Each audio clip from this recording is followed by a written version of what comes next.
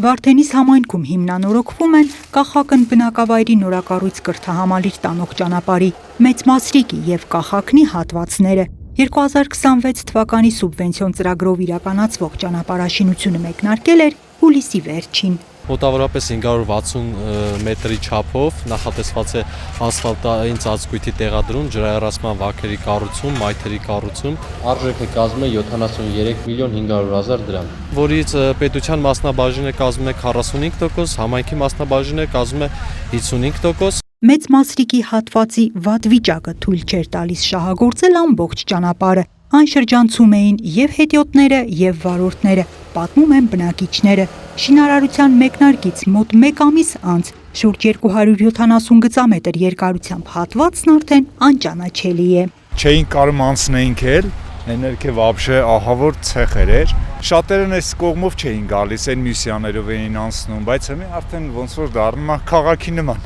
Աշխատանքները նախքան սկսելը մոտիկացել ենք, ճանապարհը տեսել ենք, հոսերը, ջրերի հավաքված տարածքները, հիմքը մաքրել ենք, հողային աշխատանքը կատարել ենք։ Այս պայդրությամբ պատրաստվում ենք արդեն ասֆալտապատման աշխատանքները, որը 5 սանտիմետր ասֆալտբետոնային շերտը պետք է տեղադրենք։ Կախակնում կատարվում է այս պահին ջրահեռացման աշխատանքները, տեղադրվում են վանքային հորաները։ Մի քանի օրից էլ կսկսենք արդեն ընդդեի աշխատանքները։ Այս տարվա օգոստոսին էլ Հայաստանի տարածքային կառավարման և ենթակառուցվածքների նախարարությունը հայտարարել է Մեծ Մասրիկ-Կախակն մարզային նշանակության ճանապարհի 6.2 կիլոմետր երկարությամբ հատվածի հիմնանորոգման մրցույթ։ Այժմ կատարվում է հայտերի գնահատում։ Ճանապարհաշինությունը կիրականացվի պետական միջոցներով։